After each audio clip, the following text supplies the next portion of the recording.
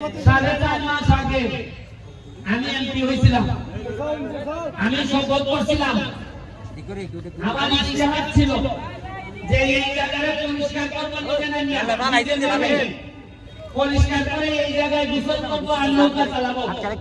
কিন্তু আল্লাহর বিশেষ রহমতে এই জায়গায় গিয়ে স্পিড বোট চালাইতে পারবো, এটা আমার চিন্তায় ছিল না।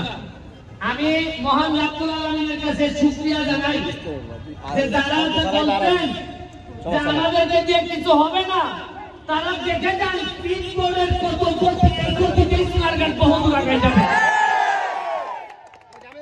আমরা এই স্পিড বোর্ডটা 1 মাসের জন্য আনা হয়েছে। আপনারা প্রতিদিন বিকালে এসে লাইন ধরে আপনারা, আমরা 2টা থেকে শুরু করব। আপনারা আজকে তাড়াহুড়া করার কিছু নাই।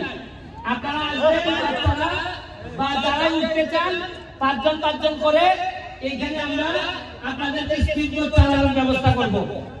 আর বিশেষ করে আজকে রাতে আমাদের আলোকসজ্জা হবে। আমরা আকাশটাকে আলোকিত করতে চাই সোনারঘাটের বাজার। আপনারা থাকবেন, মাগরিবের নামাজের পরে আমরা আকাশটাকে আলোকিত করব। আমি শুধু আপনাদের কাছে একটাই, যে আমরা সবাই মিলে বঙ্গবন্ধু সোনার বাংলাকে চাই, সবার সহযোগিতা চাই। আমি একা সব পারবো না, তবে আমি নমুনা দেখাই দিয়ে যাচ্ছি।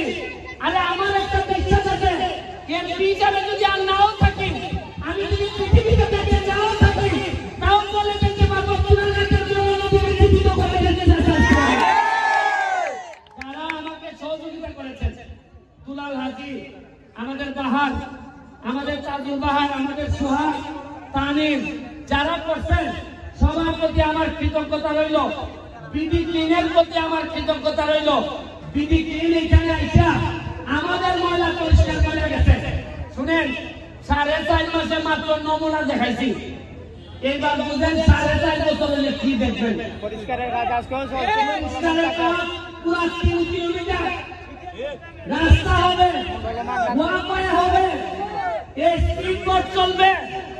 এখানে চেয়ার টেবিল দিয়ে আপনারা বসে বিকালবেলা চা খাবেন এবং সুন্দর পানির ব্যবস্থা করবো। আপনারা যে এই বাড়িগুলো আছেন, আপনাদেরকে বলি, আপনারা ময়লা পানি আল্লাহর ওয়াস্তে পৌরসভার সাথে আলাপ করে আপনারা যার যে ময়লা পানিটা যদি নিজেদের মধ্যে রাখেন, যেভাবে আমার বাসায় আমি রাখি।